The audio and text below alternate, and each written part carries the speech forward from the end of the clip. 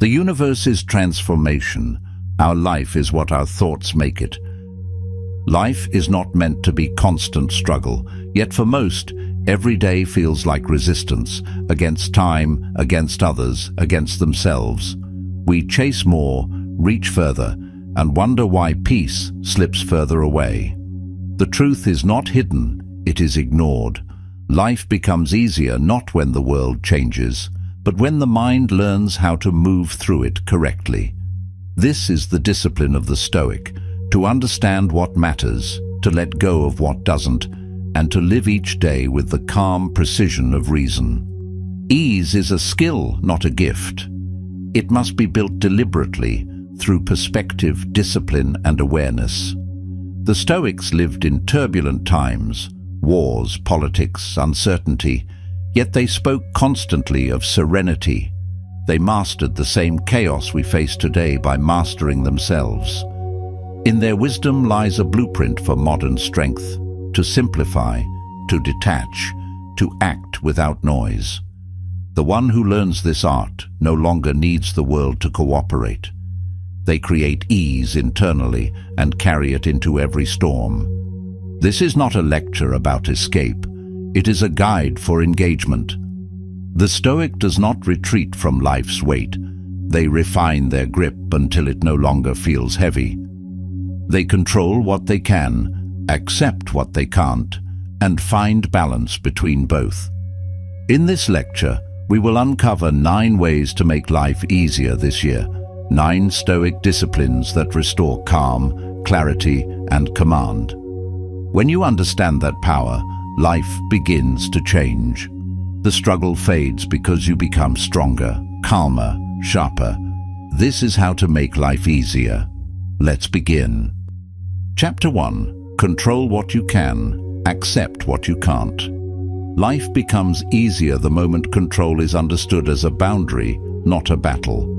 The Stoics taught that peace begins where resistance ends, and resistance ends where clarity begins. Epictetus wrote that some things are within our power and some are not.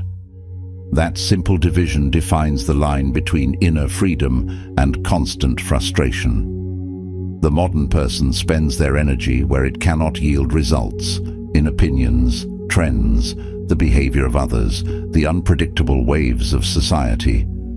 The Stoic understands that the world does not bend to will, it bends to order. The only true order begins within. Marcus Aurelius wrote that the universe is change and life is opinion. He meant that events are neutral until interpreted.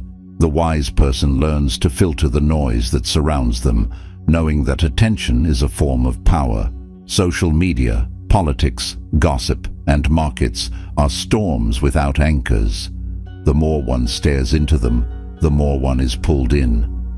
The Stoic remain centered, not because they are detached from the world, but because they refuse to be enslaved by what cannot be mastered. The discipline of acceptance is not weakness, it is clarity refined into calm. Acceptance is misunderstood as surrender. In Stoicism, it means recognition of structure, an understanding that the world is governed by forces beyond personal preference. The Stoic does not fight the wind, they set their sail. Life becomes simpler when one ceases to waste strength on the impossible. To control what can be controlled is to return focus to the present moment. Actions, decisions, words, and responses. All else belongs to fate, and to fight fate is to drain the soul of serenity. Every complaint begins with the refusal to accept. The person who resents reality resents their own limitations. The person who resists reality resists peace. The Stoic recognizes that every reaction is a choice. When the world behaves unjustly, they maintain justice in their conduct. When circumstances collapse, they maintain structure in their mind. This is not passivity, it is mastery of placement, the art of standing firm where one has influence and silent where one does not. The modern world invites distraction and reaction. Platforms reward outrage, trends reward conformity, and the noise of others drowns out reason. The Stoic filters this flood. They decide where attention goes, because attention builds thought, and thought builds life. By filtering attention, the Stoic filters existence. The mind becomes clean when it stops collecting what does not serve it. Acceptance begins here, the deliberate act of letting the uncontrollable pass by without friction. To control what one can is to live with precision. Every moment holds a decision that belongs entirely to oneself. To be patient, to act with integrity, to think with discipline. These are domains that no external event can invade. The Stoic builds a fortress in behavior, not in avoidance. Their calm is not gifted by peace, but earned through order. When others lose balance, they hold posture. When outcomes fail, they remain functional. This is the hidden strength of acceptance, not to yield, but to stand cleanly before what is. Peace cannot be achieved by changing everything that disturbs you. It begins by changing your relationship to disturbance itself. The Stoic mind does not require ideal conditions to remain steady. They understand that calm is an internal posture, not a reward from the environment. By detaching from demands of control, they move through life without resistance. This is how the difficult becomes simple, how chaos becomes manageable, how time feels lighter, not through possession of outcomes, but through possession of oneself. Epictetus taught that we suffer not from events, but from our judgments about them. To see clearly is to stop exaggerating the importance of what cannot be shaped. Anxiety is the product of trying to manage what belongs to fortune. Ease is born from mastery of attention. To make life easier this year, one must practice this constant division, to see what can be directed and what must be accepted. The clarity of that distinction removes noise, shortens reaction, and restores peace. Life simplifies as the mind withdraws from argument with reality. When one stops demanding that events follow preference, energy returns to what matters: character, work, and presence. The person who accepts that the world is as it is can finally operate cleanly within it. They no longer negotiate with what has already happened. They move from resistance to response, from emotion to execution. The result is calm action, a life lived with fewer interruptions from the unnecessary. The Stoic filters their exposure like a guard filters entry to a fortress. They allow no ungoverned thought to enter. They remain selective with what occupies their mind, knowing that each thought can either stabilize or scatter them. The discipline is constant, to direct attention to what depends on choice, to stay aware that peace is not a passive gift from calm conditions, but an earned result of internal structure. The one who learns this lives lighter, moves cleaner, and carries less conflict within. Acceptance does not mean approval of misfortune. It means understanding that misfortune cannot dictate virtue. When loss appears, the Stoic accepts its presence, then acts rightly within its boundaries. When failure occurs, they respond with composure. When the world disappoints, they hold their standard. The external world may fall apart. The internal one must not. Life becomes easier when that principle is maintained without exception. To make life easier this year, one must build the habit of filtering attention. Each morning, decide what belongs to control and what belongs to acceptance. The weather, the economy, other people's moods, these do not belong to control. Your thoughts, discipline, patience, and effort, these do. Everything else is excess.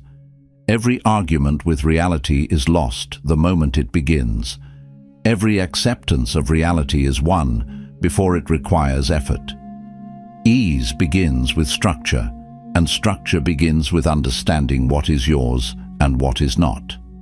Marcus Aurelius said, "You have power over your mind, not outside events. Realize this, and you will find strength. That single line is the architecture of peace. The person who obeys this truth ceases to waste strength on what cannot be altered. They stop living reactively and begin living rationally. The world remains turbulent, but their center holds steady. That steadiness is the root of ease, a mind unmoved by what it cannot command. In every season, in every difficulty, the Stoic keeps this distinction alive: control and acceptance, effort and allowance, will and peace. Life does not need to be fought constantly. It needs to be understood. The clearer one becomes about the limits of control, the more they conserve energy for creation, discipline, and purpose. In that economy of effort lies the quiet advantage of the Stoic, the art of living without unnecessary struggle, and the ease that follows when the soul no longer argues with the world. Chapter 2. Simplify your wants. Ease begins with subtraction. The Stoics and the ancients who came before them understood that the burden of life rarely comes from the lack of things, but from the excess of them. Socrates said that the secret of happiness is found in wanting less, not in having more. The person who learns to need little becomes unshakable, for no circumstance can rob them of contentment when their contentment is not dependent on circumstance. The art of simplicity is not poverty. It is power, the ability to live well with less, to think clearly without clutter, to move freely without attachment. Epictetus taught that freedom is the natural reward of limitation. To want less is to return to the natural boundaries of the self. The modern world expands desire endlessly.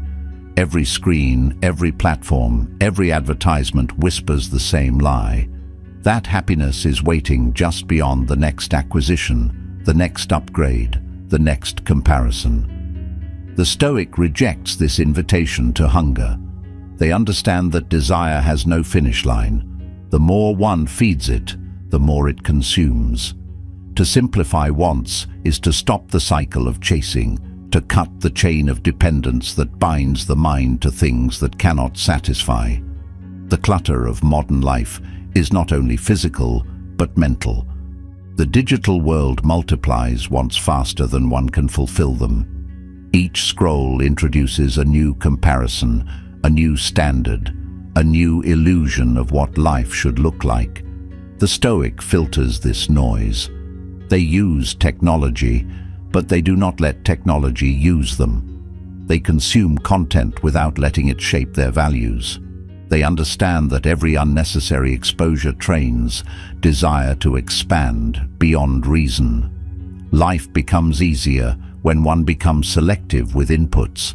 A quiet mind begins with a quiet environment.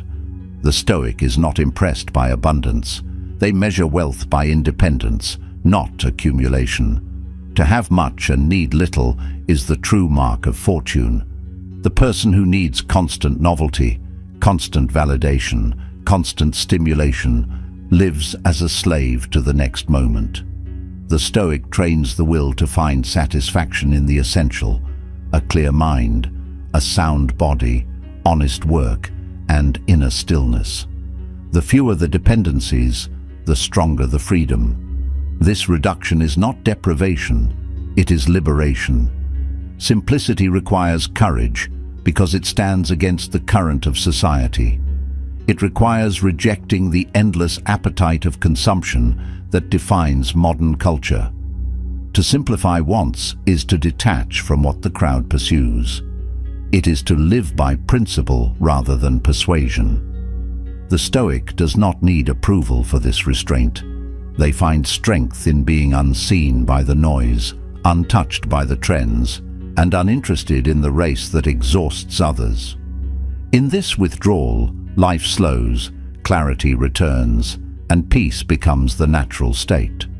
The person who simplifies their life discovers time. Complexity steals hours through maintenance and management.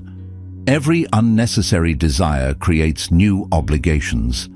Every possession demands protection. Every distraction requires recovery. The Stoic minimizes to maximize. They remove the excess that drains attention from what truly matters: discipline, wisdom, and service. To live simply is to reclaim the hours that complexity steals, to move through the day with deliberate ease instead of fragmented urgency. Socrates lived with almost nothing and yet possessed everything that mattered. His wealth was his mind, his independence, and his indifference to public opinion. The same principle remains unchanged. The one who depends on less fears less. The one who owns little is owned by little. The reduction of wants is the purification of anxiety. Modern humans chase pleasure as if discomfort were the enemy, yet it is often comfort that enslaves. The Stoic finds comfort in clarity, not in excess. Decluttering begins not with objects but with identity. The Stoic asks, what do I truly need to function, to think clearly, to live rightly? This question cuts through illusions. It exposes false needs and imagined dependencies. When one answers honestly, most of what burdens the day becomes unnecessary. Goals simplify, relationships refine, and priorities align. To live simply is to move in straight lines, not in circles. Complexity is noise pretending to be progress. The reduction of wants extends to ambition. The Stoic does not confuse direction with desire. They act with purpose, but are free from compulsion. They aim high, but their peace does not depend on reaching the peak. Their satisfaction is found in the clarity of effort, not in the illusion of endless achievement. When ambition becomes purified of vanity, it becomes discipline. When discipline replaces craving, peace replaces exhaustion. Digital simplicity is the new frontier of self-command. Every platform is designed to expand craving. To live simply in the digital age is to resist design itself, to choose stillness in a system built for stimulation. The Stoic applies ancient discipline to modern tools. They set boundaries, not to restrict themselves, but to protect their attention. They curate what they see, limit what they consume, and remain masters of the screen rather than its subject. Digital declutter is modern asceticism, not isolation, but sovereignty. To simplify wants is to simplify emotions. Desire and disturbance are connected. Every new want opens a new possibility of frustration. Every unnecessary expectation creates potential disappointment. The fewer the wants, the fewer the disturbances. The Stoic does not suppress desire, they refine it. They train desire to serve reason, not emotion. This redirection stabilizes the inner life. Calm is not the absence of activity, but the alignment of desire with reality. The modern person often confuses stimulation with meaning. Constant activity creates the illusion of progress while hollowing out presence. The Stoic rejects this addiction to movement. They do not need constant novelty to feel alive. They find meaning in depth, not in variety. One good book read deeply is worth more than 100 skimmed. One honest conversation outweighs 100 empty exchanges. The Stoic lives by quality, not quantity. In that economy of depth lies the secret of ease. Every simplification is a return to essence. The person who learns to live with less returns to a state of order that nature itself demonstrates. Nature wastes nothing. It moves with economy, precision, and balance. The Stoic mirrors this. They align their habits with necessity, their possessions with function, their goals with virtue. When life matches the simplicity of nature, tension fades. The world becomes cooperative rather than chaotic. To simplify wants also means to detach from reputation, the need to be seen, to be admired, to be known. These are subtle chains that bind the modern mind.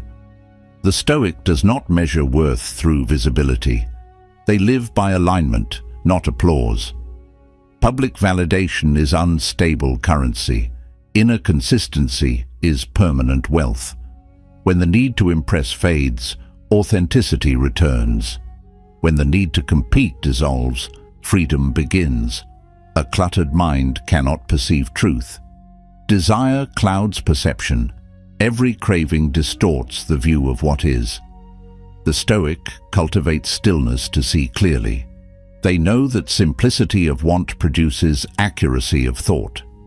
When the noise of wanting subsides, the signal of wisdom emerges.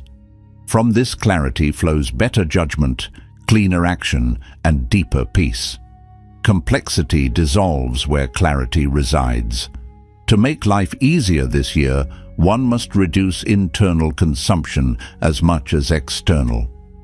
Audit the habits that drain presence, pointless scrolling, shallow comparison, endless goals. Every simplification restores fragments of energy lost to distraction. The Stoic treats attention as currency and spends it only on what enriches life. Ease comes when attention and intention align. The result is a day unburdened by excess and a mind unclouded by desire. Socrates said, "He who is not contented with what he has would not be contented with what he would like to have." This is the law of simplicity. Satisfaction is not postponed to a future acquisition. It is practiced in the present. The one who lives this way cannot be manipulated by trends, cannot be shaken by loss, cannot be drained by excess. They have mastered the art of enough, and in doing so, they have mastered ease. Simplicity is elegance in practice. It is the clean design of a disciplined life. It removes what weakens focus and preserves what strengthens character. It is an active act of refinement, repeated daily, where one asks, "Does this serve my peace? Does this sharpen my purpose?" The fewer the yeses, the clearer the life. This clarity is the foundation of freedom, the freedom to live by choice rather than compulsion. To simplify wants is to honor the finite nature of existence. Every unnecessary desire wastes time that cannot be recovered. Every distraction steals the present. The Stoic lives with an awareness of mortality, which sharpens the will to live cleanly. They strip life of non-essentials to make room for meaning. The person who learns this principle no longer measures life by quantity of experience, but by quality of awareness. In simplicity lies mastery. The one who learns to reduce, to declutter, to detach, rises above the confusion of the world. The mind becomes lighter, the day becomes clearer, and the will becomes sovereign. This is how life becomes easier, not through adding comfort, but through removing excess. The Stoic lives by this discipline, and through it, they discover the quiet wealth that no possession can provide. Peace in the presence of less. Chapter 3. Know your purpose. A life without direction multiplies difficulty. When the Stoics spoke of peace, they did not mean passivity. They meant alignment, the state where purpose and action move as one. The person who knows why they live no longer fights confusion each morning. They wake with order, because purpose has chosen what deserves energy. Socrates asked questions not to display knowledge, but to awaken clarity in others. He believed that the unexamined life was not worth living. To know one's purpose is to examine one's life until its direction becomes inevitable. Epictetus taught that every person is an actor on a stage not of their choosing. One cannot control the script, but one can control how to play the part. The Stoic does not wish for another role. They study their own, understand its duties, and perform it with dignity. Purpose is the comprehension of that role, the recognition that existence has been given to express a principle, not to chase every opportunity. The person who knows their purpose lives with fewer contradictions and wastes less strength on decisions that do not serve their direction. Modern life rewards activity without clarity. Productivity has replaced purpose, and movement has replaced meaning. The Stoic reverses this. They act only where action fulfills intention. They know that busyness without alignment is exhaustion disguised as achievement. To know one's purpose is to filter every task, every relationship, and every pursuit through one question. Does this serve my reason for being? Simplicity of aim transforms chaos into structure. A clear why turns life into a straight line instead of a maze. The search for purpose begins with values. Goals change with seasons. Values endure across them. The Stoic defines what they stand for: integrity, courage, reason, restraint, contribution, and then lets those values dictate goals, not the reverse. Purpose is not found. It is built through consistent alignment with principle. When one knows what they stand for, decisions simplify, conflict dissolves. The mind becomes a compass pointing always toward the same truth. Socrates believed that knowledge of the self is the highest wisdom. To know one's purpose, one must first know one's nature. The Stoic studies their own tendencies as a general studies terrain, the strengths, the weaknesses, the patterns of thought that repeat. Without self-knowledge, purpose becomes imitation. To imitate is to drift. To know oneself is to act from origin, not from influence. The person who acts from origin is immune to confusion because their standard is internal, not external. Purpose anchors discipline. Without it, even virtue drifts into abstraction. Epictetus wrote that every action should answer the question, what is it for? This inquiry refines behavior into coherence. The Stoic acts with reason, not impulse, because reason remembers direction. To live without purpose is to scatter energy across the trivial. To live with purpose is to gather it toward meaning. This gathering creates momentum. The person with purpose is calm not because life is easy, but because their path is clear. The world glorifies choice, but drowns in indecision. The Stoic does not worship options, they choose alignment. Every path not aligned with purpose is a quiet theft of energy. To make life easier this year, one must stop chasing every possibility and start cultivating one direction. The mind finds rest when it no longer negotiates between infinite alternatives. Commitment brings ease because choice has been made once, not daily. Purpose eliminates the noise of uncertainty. Meaning stabilizes emotion. When purpose governs life, frustration loses weight. The Stoic sees obstacles as part of their appointed path. Difficulty becomes training, not tragedy. Purpose gives suffering context, and context transforms pain into preparation. The person who knows their why can endure almost any how. They accept hardship as necessity, not injustice. Peace emerges naturally when events are viewed as instruments of purpose, not interruptions to it. Modern people often confuse goals with purpose. Goals are destinations. Purpose is direction. The person who lives for goals alone finds temporary satisfaction followed by emptiness. The Stoic lives for direction.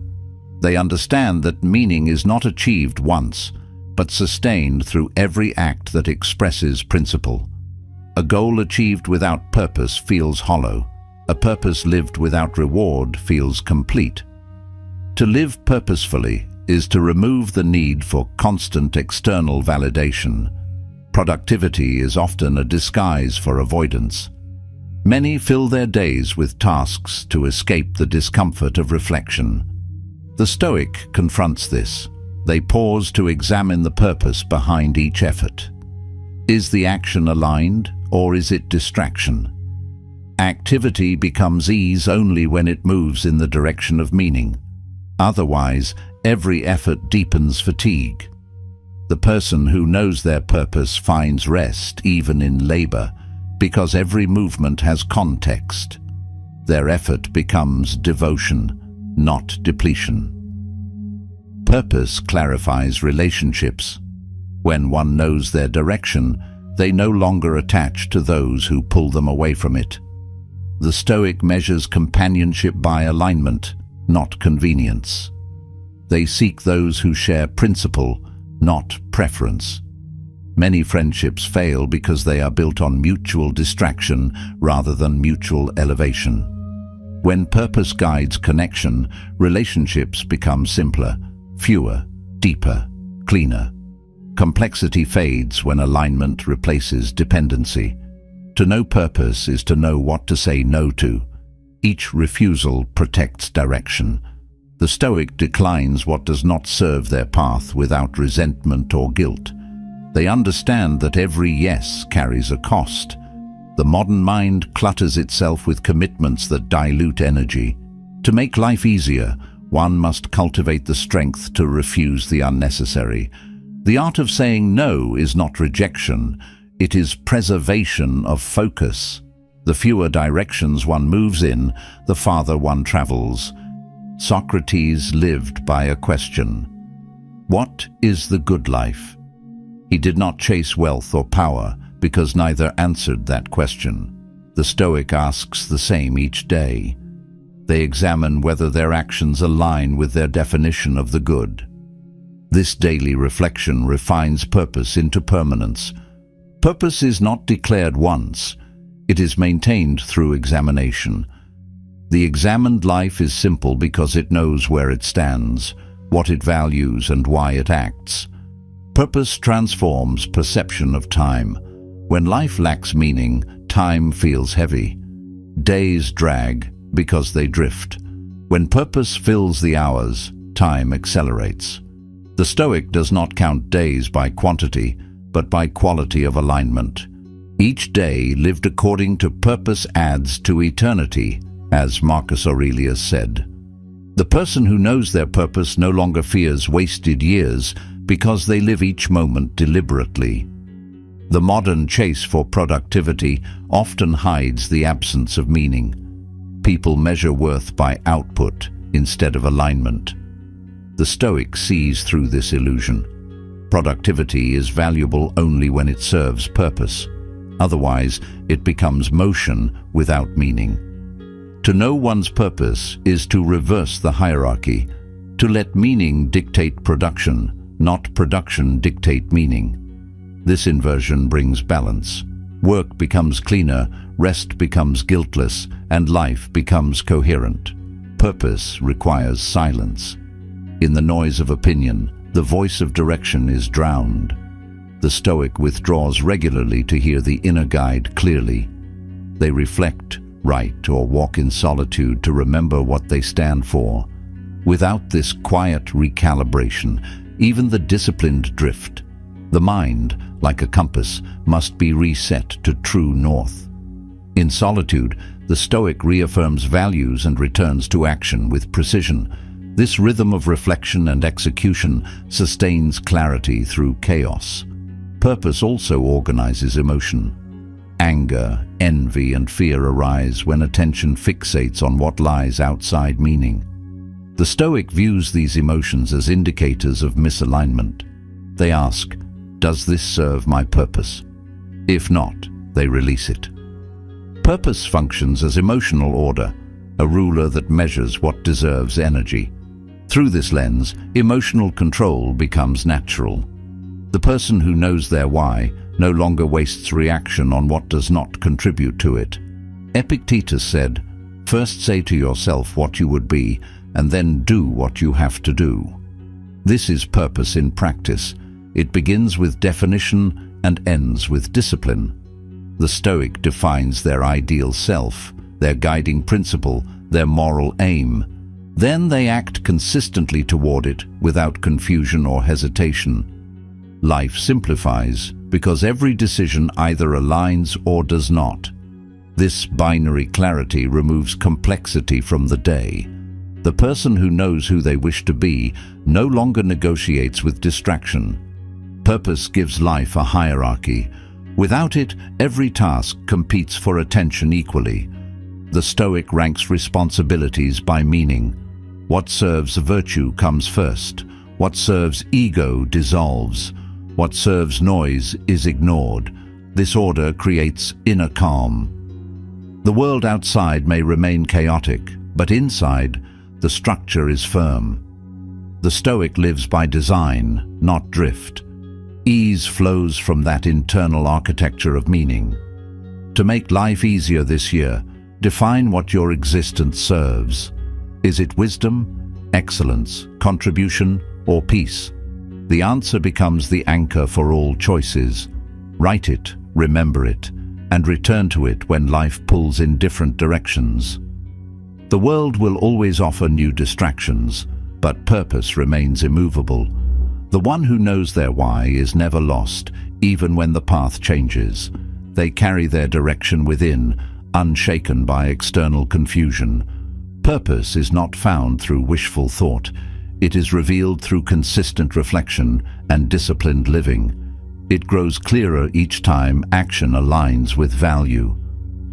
The Stoic builds meaning daily, like a craftsman shaping marble, removing what is unnecessary to reveal what already exists beneath. When purpose becomes visible, ease follows naturally.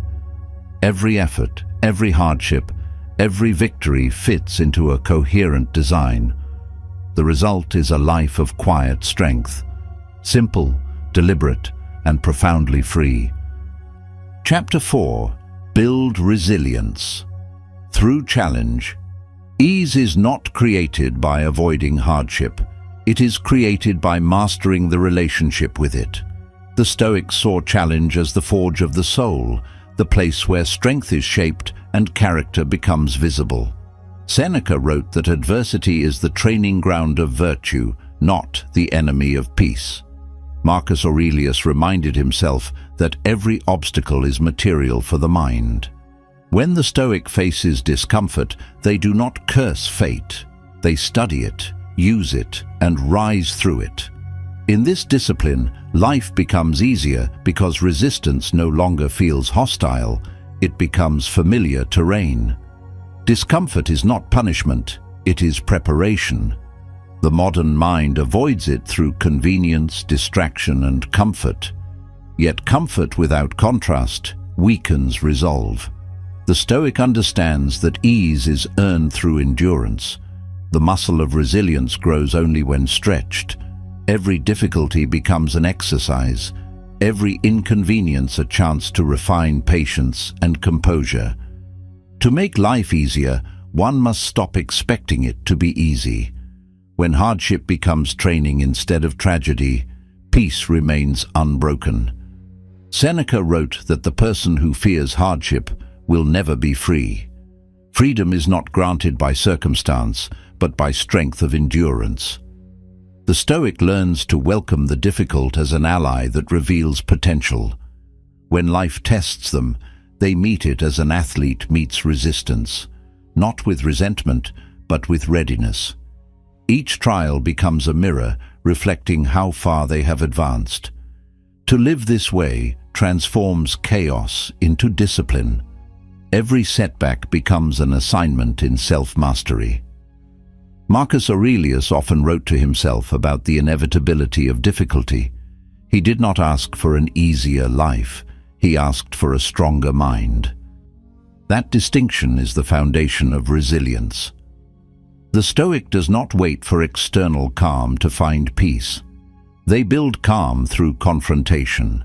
They rehearse adversity mentally through the practice of premeditatio malorum, the premeditation of misfortune, so that nothing surprises them. When it arrives, they greet it as expected. Preparedness dissolves panic. A life lived in readiness feels lighter than one lived in fear. Modern society hides hardship behind convenience. Technology solves discomfort, but also weakens tolerance. The Stoic trains to remain human in an age that avoids strain. They seek discomfort deliberately, cold, silence, solitude, challenge, to stay sharp and disciplined. This is not masochism, but maintenance. Resilience is not born from comfort. It is built through contact with reality. Ease follows not from escape, but from exposure. The more often one faces discomfort voluntarily, the less power it holds when it comes uninvited. To build resilience is to strengthen perception. The Stoic examines events objectively, separating opinion from fact. When misfortune occurs, they strip it of exaggeration. Difficulty becomes neutral, something to be handled rather than feared. This mental clarity is armor. The Stoic does not dramatize, they analyze. By removing emotional distortion, they conserve energy for action. Life becomes easier because the mind no longer multiplies suffering through imagination. Seneca taught that prosperity teaches nothing. Adversity teaches everything. Ease without challenge dulls the mind, while friction awakens it. The Stoic views life as a series of lessons disguised as obstacles. Each difficulty refines discipline, patience, and humility. Without these tests, virtue remains theory. The one who avoids discomfort avoids growth. To embrace difficulty willingly is to accelerate strength. Life simplifies when every hardship is seen as part of the curriculum of improvement. The body and the mind follow the same law. Both grow through resistance. The Stoic applies this law consciously. They practice endurance in small ways, rising early, tolerating cold, fasting, remaining silent when provoked. Each act of self-restraint becomes a rehearsal for larger trials. These micro-disciplines fortify the mind. They build the inner certainty that one can endure. When real adversity arrives, the Stoic is already trained. Preparation turns chaos into choreography. Marcus Aurelius wrote that what stands in the way becomes the way. He meant that every obstacle carries the blueprint of advancement.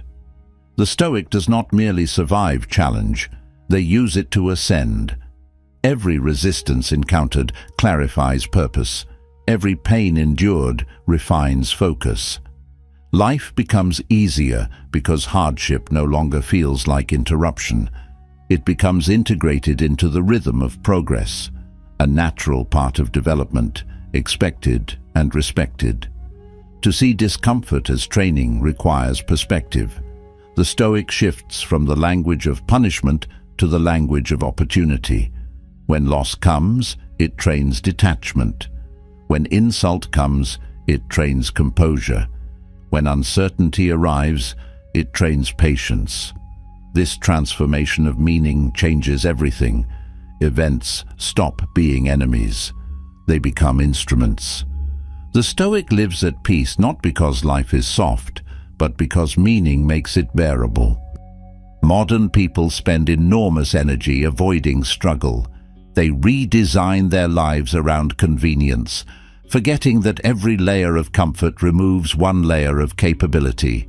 The Stoic reverses this decline by embracing deliberate hardship. They choose friction to stay functional. They train discomfort like an athlete trains the body, to prevent weakness before it begins. Life becomes easier, not because conditions improve, but because the individual becomes stronger than conditions. Resilience is the most practical form of peace. It does not depend on quiet surroundings or ideal circumstances. It lives within the individual as composure under pressure. Seneca said that the fire tests gold, and adversity tests the brave. The Stoic invites this testing because they know it exposes truth. Every difficulty reveals the state of one's preparation. Failure is feedback. Fear is information. Pain is the tuition of growth. Those who pay it willingly graduate into mastery. To build resilience through challenge is to change one's relationship with struggle. Instead of asking, "Why is this happening to me?" the Stoic asks, "What can I train from this?" The question redirects emotion into motion. It transforms helplessness into focus. When faced with insult, they train patience. When faced with loss, they train detachment. When faced with chaos, they train order. Every event becomes a gymnasium for the mind. This perspective makes hardship purposeful and life less burdensome. The Stoic accepts discomfort as a teacher. They understand that the mind grows quiet when it stops arguing with reality. Resistance to what is only multiplies pain. Acceptance converts pain into progress. This is the alchemy of resilience, turning difficulty into discipline. The one who learns this no longer fears the unknown. They see challenge as repetition of a familiar drill. Control what can be controlled, endure what must be endured, and remain calm throughout. Marcus Aurelius reminded himself daily that life would bring difficulty, conflict, and loss. He wrote those reminders not as pessimism, but as preparation. By anticipating difficulty, he reduced its shock. The Stoic does not pretend life is fair. They prepare to meet it fairly. This posture makes life easier because expectation matches reality. Disappointment fades when hardship is expected. Peace grows when nothing surprises the mind trained for trial. The modern illusion of perpetual comfort creates fragility. When ease is interrupted, panic arises. The Stoic avoids this fragility through exposure. They practice voluntary discomfort, simpler food, colder environments, solitude, silence, to remind themselves that peace does not depend on luxury. The less one requires to remain composed, the easier life becomes. The Stoic finds contentment in the essentials and resilience in the absence of excess. Seneca wrote that difficulties strengthen the mind as labor does the body. The modern world separates physical and mental endurance, yet both obey the same principle. The person who refuses all strain loses capacity. The one who accepts strain expands it. Resilience is built gradually, through friction repeated, until familiarity replaces fear. When difficulty ceases to shock, peace begins to settle. Life simplifies when the unexpected no longer feels catastrophic. Resilience requires memory. The Stoic recalls past hardships survived.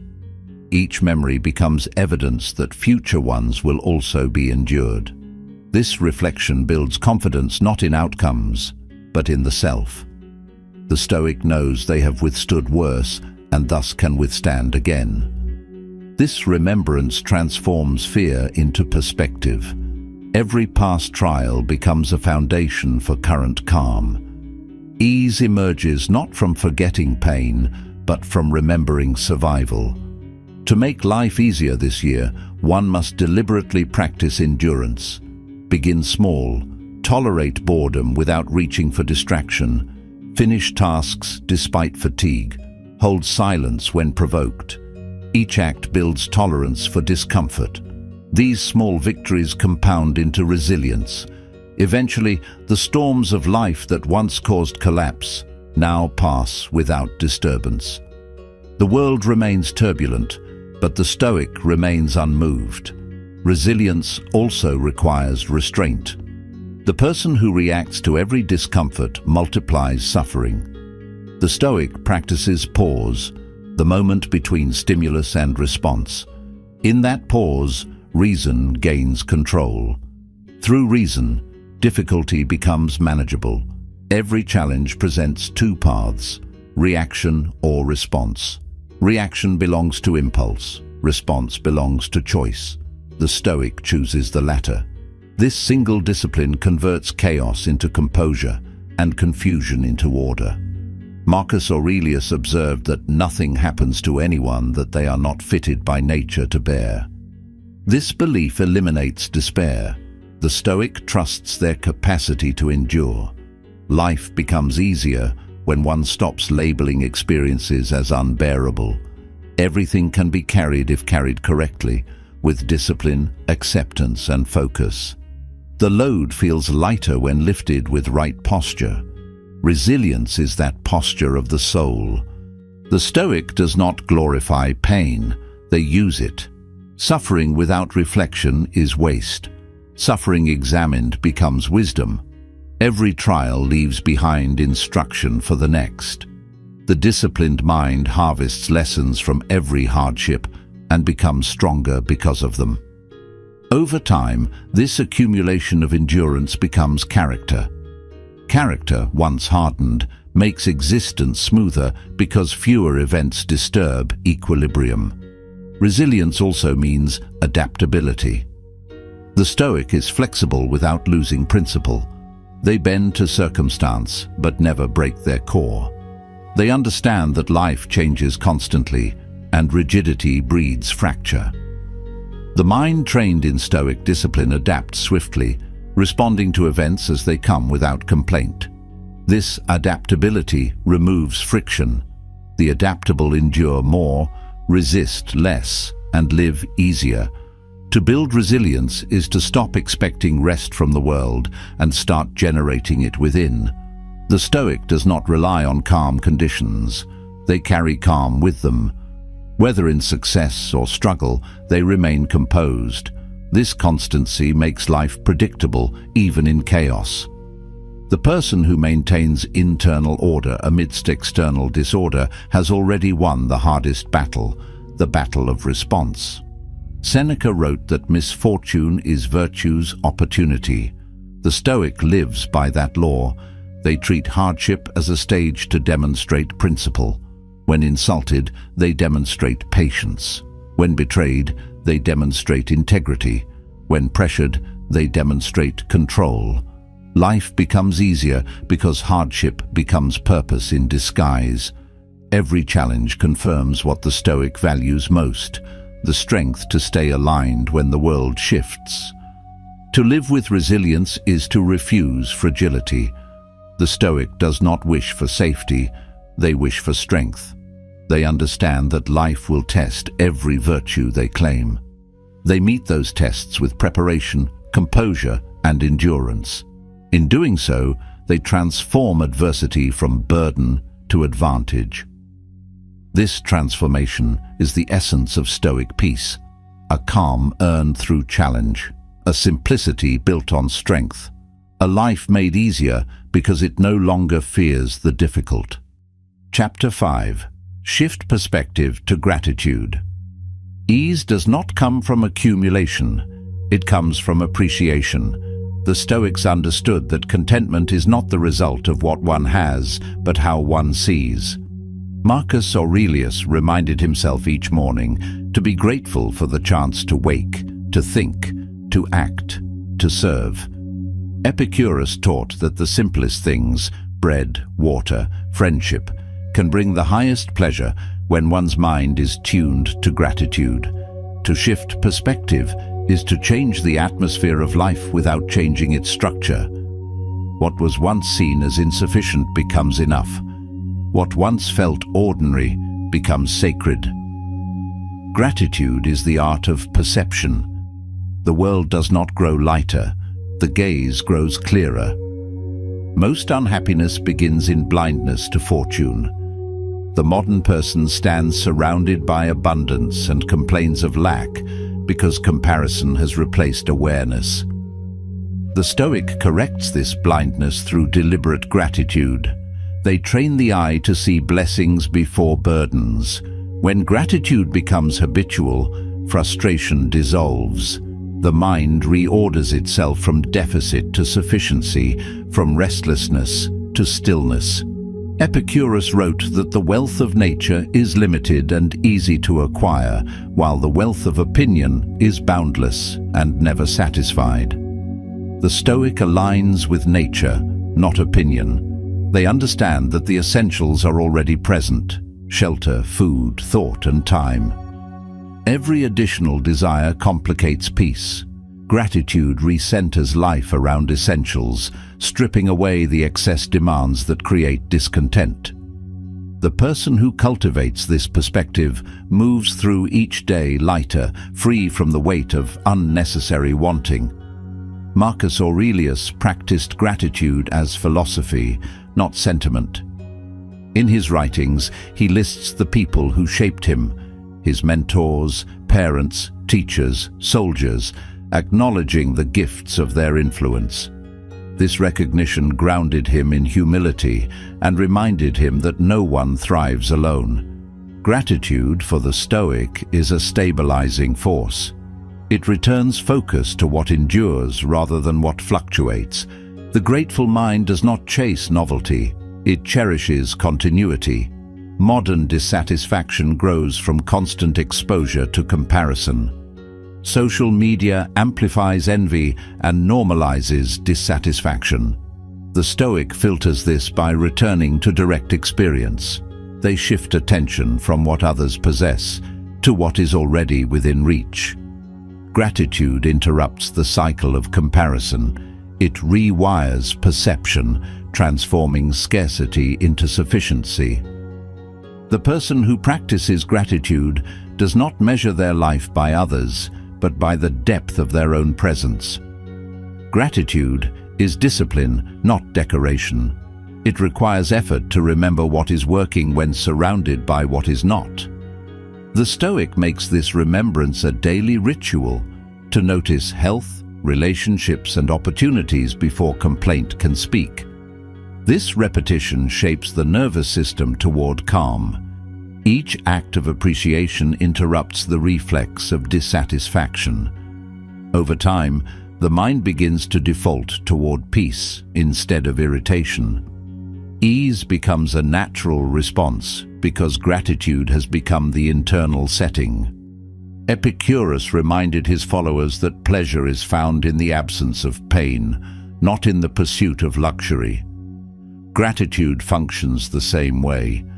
It is the awareness of absence, the absence of suffering, hunger, loneliness, or chaos in this moment.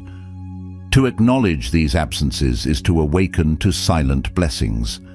The Stoic finds gratitude in stability, in simplicity, in survival. They thank existence for normalcy, knowing that normalcy is fragile. This awareness deepens serenity. The ungrateful mind is restless. It hunts endlessly for what is missing. The grateful mind rests in what is already here. This difference defines the quality of living. To make life easier this year, one must stop chasing the extraordinary and start appreciating the ordinary. Every meal, every conversation, every quiet hour is enough material for peace when viewed with gratitude. Simplicity becomes luxury when seen through thankful eyes. Marcus Aurelius wrote, "When you arise in the morning, think of what a privilege it is to be alive, to think, to enjoy, to love." These are not poetic words, they are practical commands. The Stoic begins the day in recognition, not expectation. Before demands accumulate, they anchor their mind in gratitude. This sets the emotional tone for the day. Challenges still come, but perception remains grounded in appreciation rather than resentment. Gratitude inoculates the mind against daily agitation. Gratitude transforms complaint into comprehension. When life delivers difficulty, the Stoic asks, what remains unbroken? What still functions? What can still be done? This redirection shifts focus from loss to resource. Even in misfortune, gratitude finds something intact: courage, time, will, endurance. This discovery prevents despair. The person who can still find reason to thank does not fall completely into darkness. Gratitude becomes the last light that never extinguishes. Epicurus said that if you wish to be rich, count the things you already have that money cannot buy. This is not metaphor, but arithmetic. The person who counts possessions will always find shortage. The one who counts blessings will always find abundance. The Stoic measures life by inner wealth, character, wisdom, and presence. The more they count these, the easier life feels, for wealth becomes portable, independent of circumstance. The modern world trains the mind to overlook stability. People assume the functioning of the body, the loyalty of friends, the safety of home. Gratitude reverses that blindness. It restores sight to the taken for granted. The Stoic makes a daily inventory of fortune, health today, food today, the ability to breathe, to move, to think. Each acknowledgement renews appreciation and prevents the slow decay of entitlement. Ease is preserved when expectation does not erode awareness. Gratitude simplifies emotion. It interrupts envy, resentment and greed before they mature. The mind cannot hold gratitude and grievance simultaneously. The Stoic uses gratitude strategically to clear emotional clutter. When anger arises, they recall what remains good. When sadness surfaces, they remember what persists. This reorientation restores balance. Emotional regulation becomes simpler because the perspective has been reset to abundance. Gratitude also trains humility. The Stoic recognizes that much of life's good fortune was given, not earned. Health, opportunity, companionship, these are gifts, not guarantees. Awareness of this fact prevents arrogance. It keeps success from inflating the ego. The grateful person remains grounded because they understand dependence on forces beyond control. This humility preserves peace by eliminating entitlement. When nothing is owed, everything received feels generous. To practice gratitude is to practice realism. It is not ignoring what is wrong, but remembering what is right. The Stoic does not deny pain, but they balance it with perspective. For every hardship, there remains an element of fortune, the strength to bear it, the wisdom to learn from it, or the time to recover. Gratitude does not erase suffering. It reframes it within a larger context of life that still holds beauty. That frame lightens the burden. Epicurus saw contentment as self-sufficiency, a mind satisfied with little, untouched by craving. The Stoic continues that discipline by anchoring joy in what cannot be taken. They practice gratitude for their capacity to think rightly, to act justly, to endure calmly. When gratitude centers on internal virtues rather than external rewards, stability follows. Life becomes easier because serenity is no longer vulnerable to loss. Marcus Aurelius often reminded himself to be thankful even for obstacles, for they provided opportunities to practice patience and wisdom. Gratitude for challenge converts adversity into training. Every obstacle becomes a teacher. The Stoic thanks fate not because hardship feels good, but because it reveals what is strong. This reversal of attitude transforms frustration into fuel. The mind that can thank difficulty has already mastered peace. Gratitude extends beyond possessions and events. It reaches into time itself. The Stoic treats each moment as borrowed and each experience as a gift. They know that nothing is permanent, not even the present breath. This awareness sharpens attention. It turns ordinary experience into wonder. Gratitude makes time sacred by reminding the mind that this moment will not return. The person who lives with this awareness cannot live carelessly. To make life easier this year, gratitude must become a practice, not a reaction. It begins intentionally, writing 3 things at dawn, naming one fortune before rest.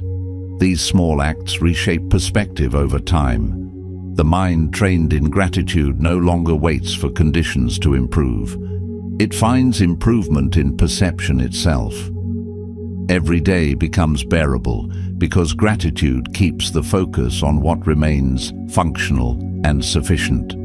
Gratitude protects against the fatigue of striving. Modern ambition often forgets to celebrate progress. The Stoic pauses to acknowledge steps taken before chasing the next. This pause restores motivation and prevents burnout. A grateful worker performs better than a restless one because they draw energy from appreciation, not pressure. The grateful mind endures longer, creates cleaner, and lives calmer. To shift perspective toward gratitude is to regain command over emotional weather. The ungrateful mind suffers storms it creates. The grateful mind clears skies through attention. The Stoic maintains this weather control by choosing awareness. They cannot always control events, but they can control the direction of thought. Gratitude is that direction, upward, stabilizing, luminous. Life feels lighter when the gaze looks toward what endures instead of what is absent. Epicurus and Marcus Aurelius agreed that contentment is a mindset. Gratitude is the mechanism that constructs it. Each act of appreciation builds internal order. Each recognition of fortune strengthens equilibrium. The more one practices, the more natural it becomes to see the good in all things. Life remains imperfect, but perspective transforms imperfection into instruction. The grateful person moves through the same world as others, but experiences it differently, calmer, lighter, more at ease. Gratitude is the simplest path to peace because it requires no change in circumstance, only a change in sight. To shift perception is to alter experience entirely. The Stoic knows this and trains the gaze daily. They look for what is working, what is beautiful, what endures. In doing so, they transform life from burden to blessing. The result is ease. A stillness born not of possession, but of perception. The quiet strength that comes from knowing enough has always been here. Chapter 6. Strengthen your community. Ease grows in the company of others. Marcus Aurelius reminded himself that human beings are made for cooperation, like hands, like feet, like eyelids. To live against this truth is to suffer needlessly. The Stoic recognizes that solitude has its purpose for reflection, but not as a permanent condition. Strength, wisdom, and peace mature through interaction. To strengthen community is to align with nature, for humanity was designed to thrive in connection, not isolation. Modern life has made proximity effortless, but connection difficult. Technology has replaced presence with access, conversation with commentary, and companionship with consumption. The Stoic navigates this distortion carefully. They use tools without being used by them. Digital life must serve real life, not consume it. The person who surrounds themselves with genuine relationships builds a structure of support that lightens existence. When life becomes heavy, shared strength divides the burden. Marcus Aurelius often wrote of the interdependence of all things. He saw humanity as threads woven into one fabric of purpose. To tear from that fabric is to lose meaning. The Stoic strengthens their community by living as an example of stability and reason. They contribute clarity instead of chaos, service instead of self-absorption. Community does not demand uniformity, it demands unity in principle. The more one gives value, the more one strengthens the web that sustains ease. Humans are social by nature, and isolation contradicts that nature. The Stoic understands that independence does not mean detachment. True independence is the ability to contribute freely, not to withdraw completely. The person who contributes meaningfully experiences peace through belonging. Community does not weaken individuality, it refines it. Within shared purpose, the Stoic finds direction. Within service, they find ease. Modern loneliness is not the absence of people, but the absence of depth. Endless communication lacks substance when stripped of sincerity. The Stoic cultivates depth deliberately. They listen with attention, speak with honesty, and invest presence instead of performance. Each genuine exchange becomes nourishment for both sides. When connection is real, the noise of life fades. Human warmth simplifies existence in ways no material comfort can replicate. Marcus Aurelius ruled the most powerful empire in the world, yet wrote constantly about humility and kindness. He saw every person as a partner in the cosmic order, deserving of patience and understanding. This Stoic compassion was not weakness, it was recognition of shared humanity. The person who practices compassion strengthens the world around them. By softening judgment, they reduce conflict. By practicing understanding, they create peace. This is how ease expands outward, through the discipline of empathy. The Stoic approaches relationships with the same balance they apply to the self. They neither cling nor neglect. They give without expecting, help without demand, and forgive without calculation. Such equilibrium sustains community. It replaces tension with trust. The person who maintains this balance becomes an anchor in others' storms. To be that anchor is one of life's highest contributions. Ease multiplies when peace is shared. Community is built not through numbers, but through integrity. The Stoic keeps promises, honors time, and respects words. They become reliable in a culture of inconsistency. Reliability breeds safety, and safety breeds connection. The ease of belonging begins with trust. Each person who embodies it strengthens the collective peace. To make life easier this year, strengthen your community by becoming someone others can depend on. The Stoic see service as philosophy in action. Marcus Aurelius viewed leadership as duty, not privilege. Every act that benefits another strengthens the world and the self simultaneously. Helping others is not an interruption of Stoic calm. It is an extension of it. When one contributes to the welfare of others, inner harmony grows. The paradox of service is that giving lightens the giver first.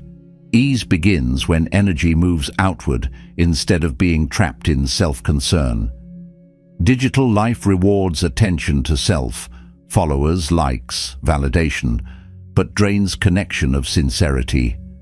The Stoic reverses this focus. They engage with others as humans, not as profiles. They exchange presence, not performance.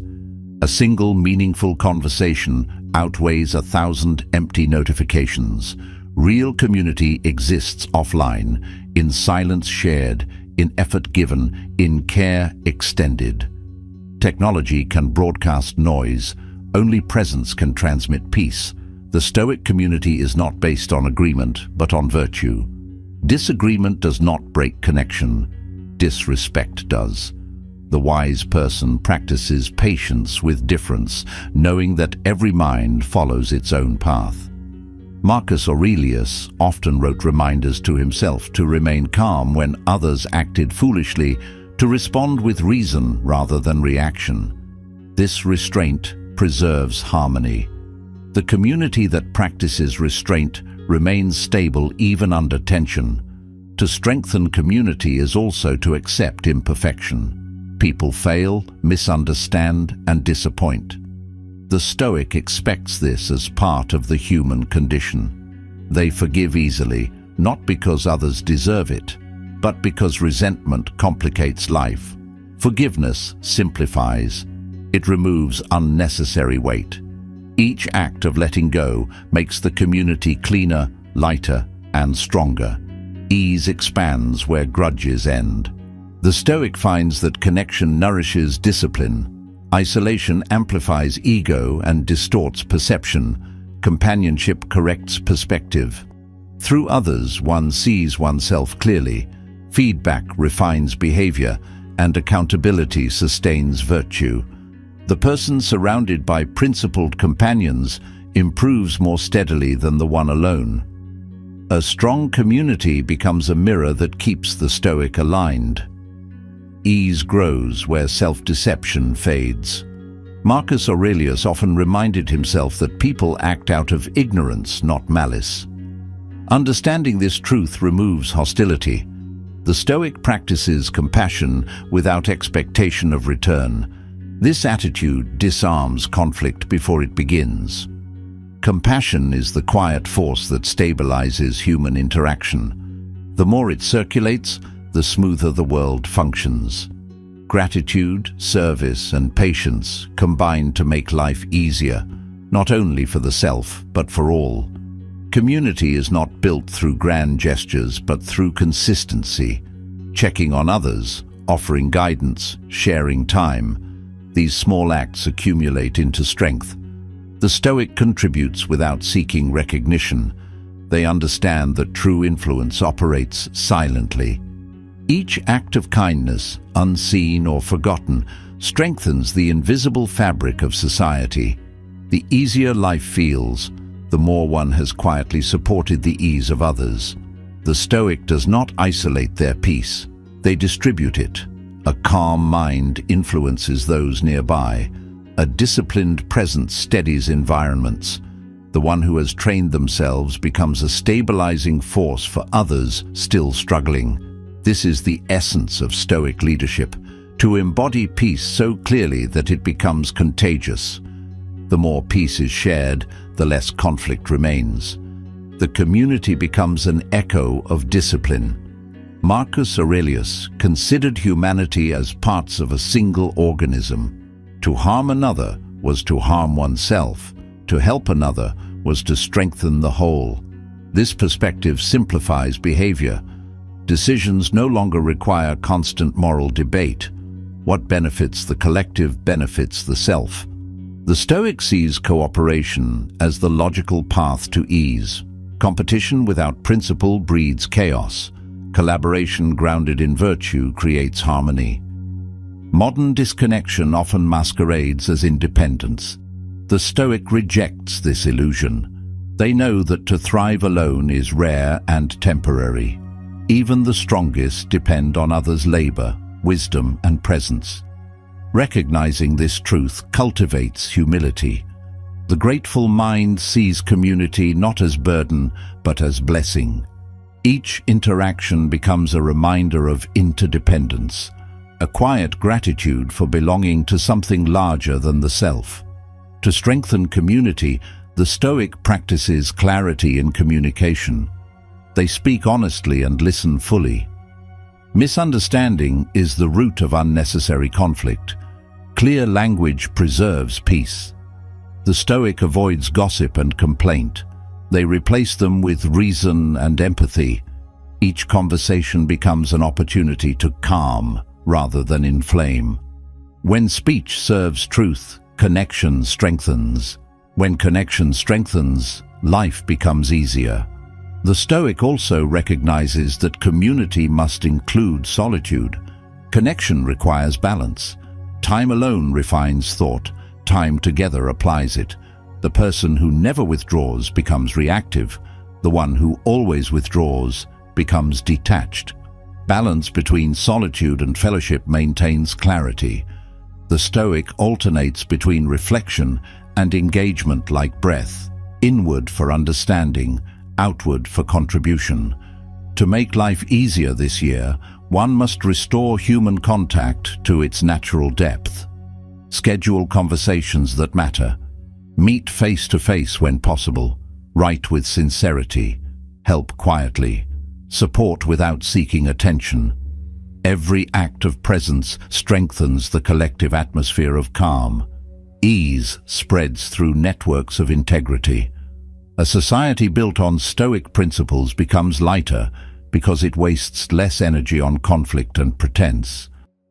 The strength of a community mirrors the strength of its individuals. The Stoic improves themselves not for isolation, but for contribution. Each personal victory adds resilience to the whole. When individuals act with virtue, the group becomes stable.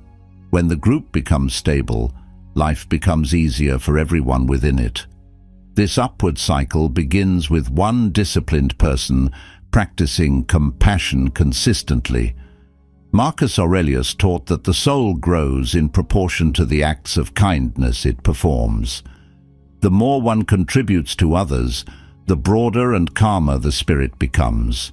The Stoic measures success, not by control over others, but by harmony created among them. This harmony is the purest form of peace. It transforms communities into sanctuaries of reason, where strength and gentleness coexist. To strengthen community is to align with the fundamental Stoic principle that virtue serves the whole. No one ascends alone. Every act of wisdom shared, every burden lifted, every lesson passed on multiplies stability. The Stoic lives as part of a chain, receiving wisdom from those before, giving it to those ahead.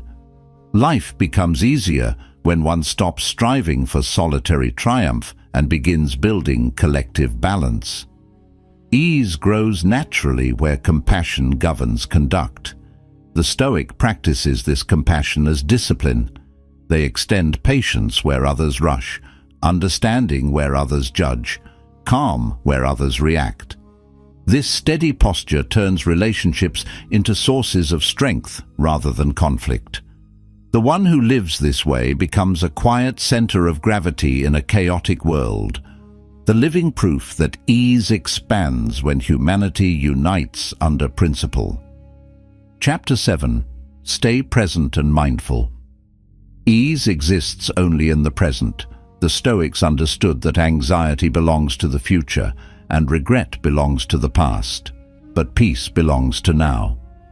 Heraclitus wrote that all things flow, that one cannot step into the same river twice, because both the person and the river have changed. Marcus Aurelius echoed this by reminding himself that life is only this moment, what is before the mind right now. To live anywhere else is to live in illusion. The discipline of presence is the foundation of simplicity. Modern life fractures attention. Devices, notifications, and constant stimuli scatter the mind into fragments. The Stoic seeks to gather those fragments back into unity. They know that every moment split between past and future is a moment lost to living. The practice of attention restores control. To be mindful is to be whole again, to inhabit fully the task, the breath, the conversation, the act before you. The mind anchored in the present cannot be overwhelmed by what has not yet arrived. Heraclitus saw change as the nature of reality. To resist change is to resist life itself. The Stoic learns to remain steady while everything moves. Presence is not about freezing time. It is about moving with time consciously. The person who stays aware as life unfolds experiences clarity, even in motion. This awareness makes life easier because nothing surprises a prepared mind. The flow of events becomes less chaotic when one stops wishing it to stand still. Marcus Aurelius trained his thoughts each morning to focus on what could be done today, not on what had been lost or what might come. He wrote that the present is sufficient if the mind acts rightly within it. That truth remains unchanged. The Stoic simplifies their world by reducing their field of concern to what stands immediately before them. They do what is theirs to do now. Tomorrow will belong to tomorrow. This division restores calm through structure. Distraction is the modern disease of the mind. The Stoic treats it with awareness. They observe the impulse to drift, to check, to wander. They bring the mind back without judgment. Each return strengthens focus. This repetition is training, mental push-ups against the weight of noise. The one who learns to hold attention discovers hidden freedom, the ability to choose where life unfolds. To master attention is to master experience itself. Heraclitus taught that the hidden harmony of the world is found in constant tension. The Stoic understands this paradox within attention. Presence requires effort. The mind will resist stillness, will crave movement. Yet, within that resistance lies harmony, the sharpening of awareness through discipline. To remain present amidst chaos is the highest form of order. Life becomes easier not because it quiets, but because the mind becomes strong enough to stay still inside it. Marcus Aurelius viewed mindfulness as moral duty. He wrote that the mind must remain aware of its actions, aware of its principles, aware of the briefness of life. Presence is not indulgence, it is respect for existence. Each moment ignored is a small act of waste. The Stoic honors life by attending to it completely. In attention lies reverence. To live distracted is to live carelessly. To live mindfully is to live deliberately. The present moment carries everything needed for peace. The Stoic does not postpone calm to the future or relocate it in memory. They understand that life always happens now, breath by breath, decision by decision. When one ceases to chase time, time ceases to chase back. Stillness replaces restlessness. The person anchored in presence does not rush. They move efficiently, aware, precise. Efficiency born from mindfulness removes wasted motion and mental clutter. The modern person often confuses movement with progress. They fill silence with sound, time with tasks, and space with distraction. The Stoic practices the opposite, doing one thing at a time with full presence. In conversation, they listen completely. In work, they focus entirely. In rest, they rest fully. This discipline brings back quality. What is done with attention requires less repetition, less correction, less regret. Attention makes life smoother by reducing errors born from haste. Heraclitus believed that wisdom comes from understanding the logos, the underlying order of all things. The Stoic applies this idea inwardly. They seek to understand the logos of their own thoughts. Through mindfulness, they observe the flow of impressions and reactions without being carried away. They learn to see emotion arise and dissolve. This awareness breaks the chain of impulsive reaction. Life becomes easier when emotions are noticed, not obeyed. Marcus Aurelius warned himself against letting the mind be pulled like a puppet by desire or fear. He practiced the pause, a small space of awareness between event and response. This pause is where freedom lives. Mindfulness expands this space. Each time one pauses before reacting, they assert sovereignty over circumstance. Ease begins when the mind no longer drifts with every current. It becomes the still point in a moving world. Distraction fragments identity. Presence restores unity. The person constantly pulled between screens, schedules, and expectations forgets who they are. The Stoic remembers through stillness. When the mind quiets, the self reappears. Clarity returns. This recollection is not mystical, it is mechanical. Attention, directed inward, reconnects the individual to purpose. The more present one becomes, the less lost they feel. Heraclitus saw fire as the symbol of life, always changing, never static. The Stoic mind reflects that fire, alert, aware, burning cleanly in each moment. Mindfulness keeps that flame steady. When attention flickers, confusion enters. When attention is held, perception sharpens. The world itself becomes simpler, not because it changes, but because the gaze no longer distorts it. Presence aligns perception with reality.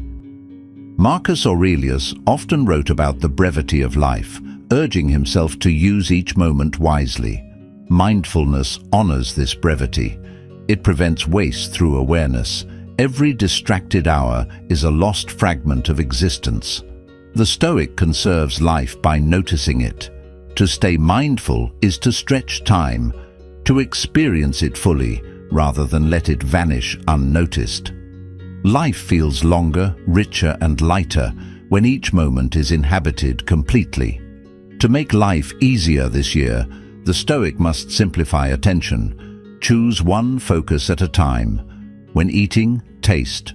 When walking, notice. When working, engage.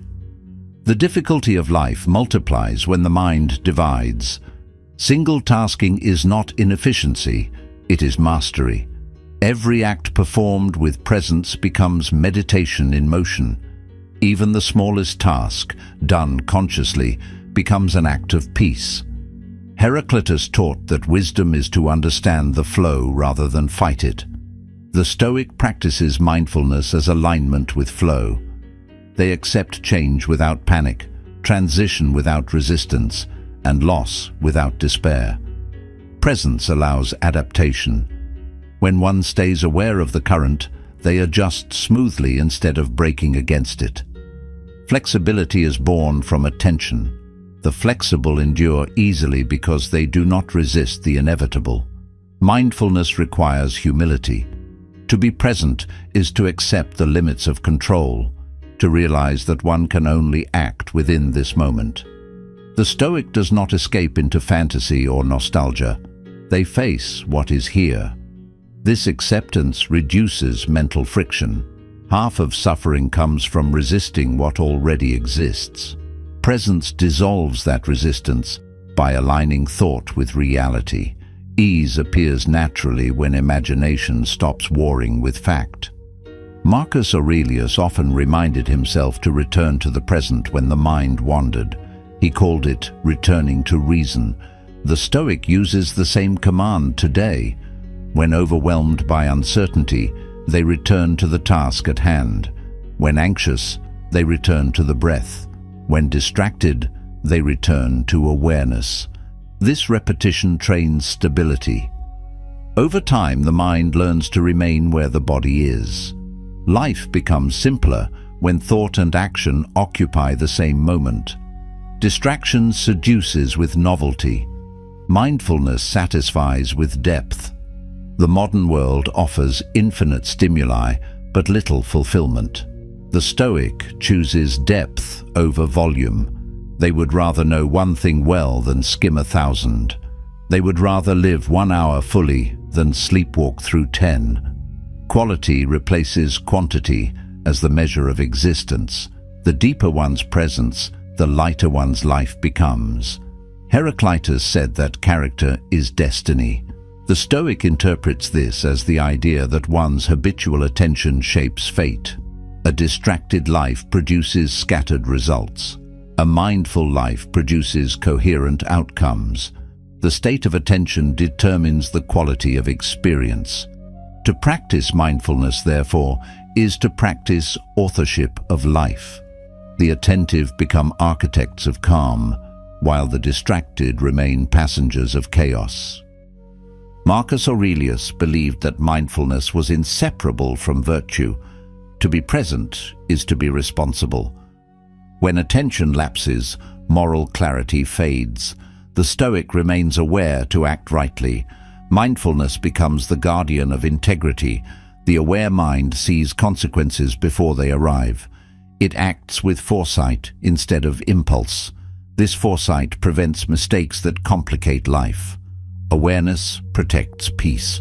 To cultivate mindfulness, the Stoic uses simple practices: silence, observation, breath, stillness. They treat each as a form of maintenance for the mind. These are not rituals of escape, but exercises of engagement. Through them, awareness is sharpened daily. The result is less distraction, fewer regrets, and greater harmony. Life grows easier when consciousness no longer leaks through unnoticed moments. Heraclitus warned that most people sleep through their lives. The Stoic strives to wake fully. Each moment of awareness is an awakening from unconscious drift. To live awake is to see clearly, choose consciously, and act deliberately. Awakening removes confusion. When confusion ends, struggle softens. The awake person carries no unnecessary weight. They walk lightly because they are here, now, fully alive. To stay present is to regain mastery of time. Past and future shrink to their rightful size, memories and possibilities, not prisons. The Stoic lives free because their attention is unchained. They do not mourn what has ended, nor fear what has not begun. They operate in the narrow but infinite field of the present. Within that field, life feels whole. To make life easier this year, practice attention as a daily craft. Observe without reaction, engage without distraction, rest without guilt. This rhythm strengthens presence until it becomes instinct. The Stoic who lives in awareness moves with the current of existence, not against it. They navigate calmly because they see clearly. Mindfulness becomes their unseen armor, protecting peace in a noisy world. Presence is the art of meeting life directly. It does not remove difficulty but removes confusion around it.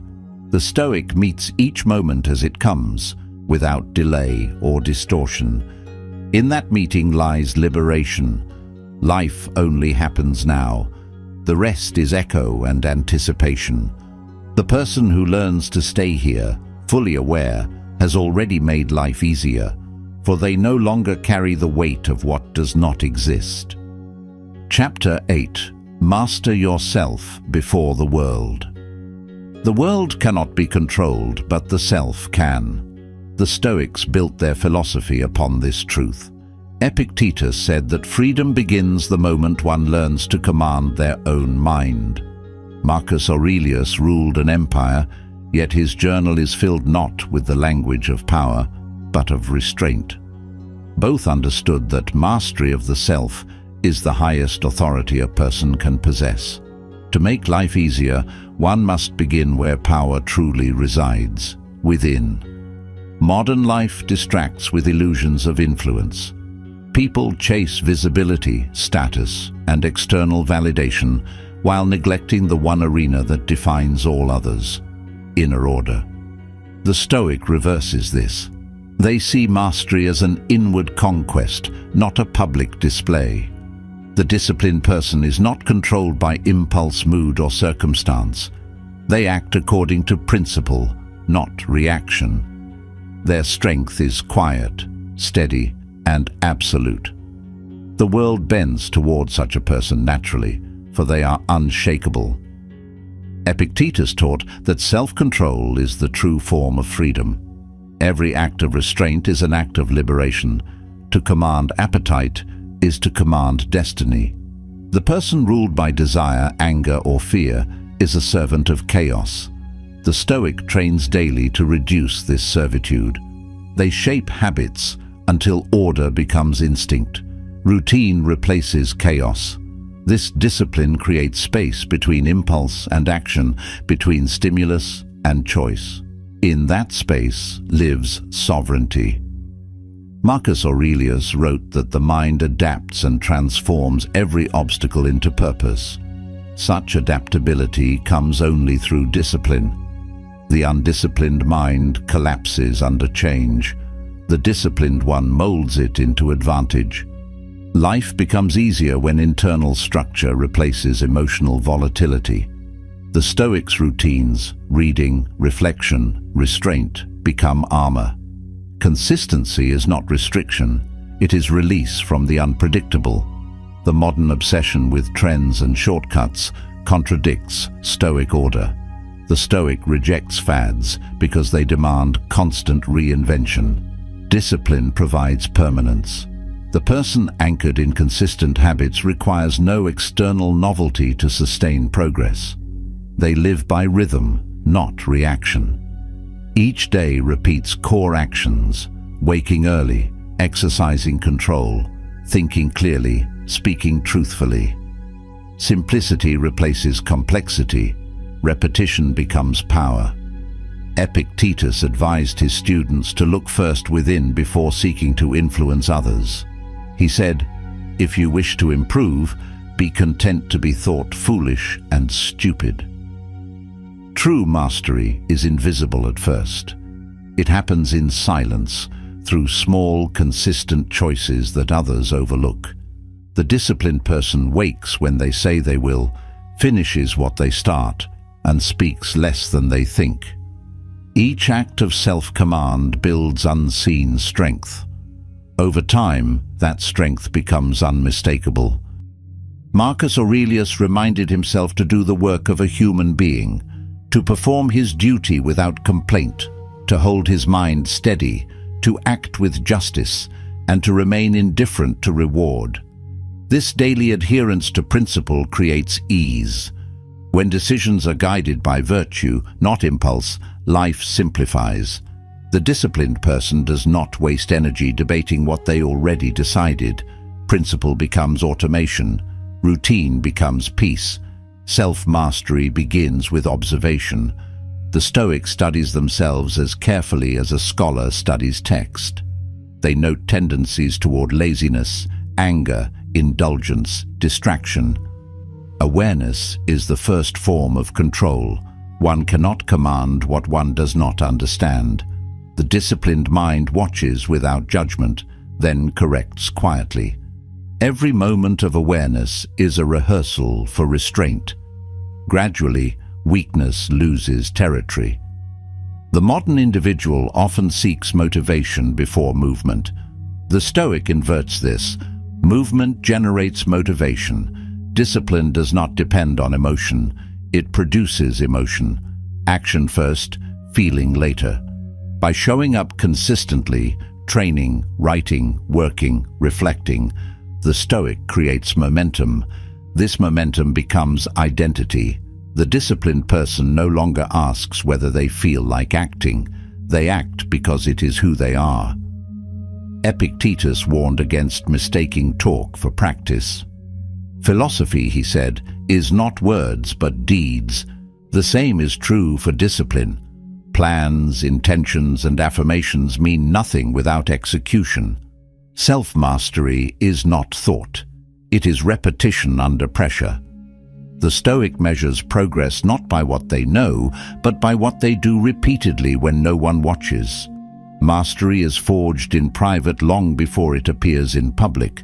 The undisciplined mind reacts to every disturbance. The disciplined one filters stimuli through principle. When insulted, they remain calm. When delayed, they remain patient. When tempted, they remain composed. These responses simplify existence. Chaos outside loses power over order inside. This is the hidden benefit of self-control.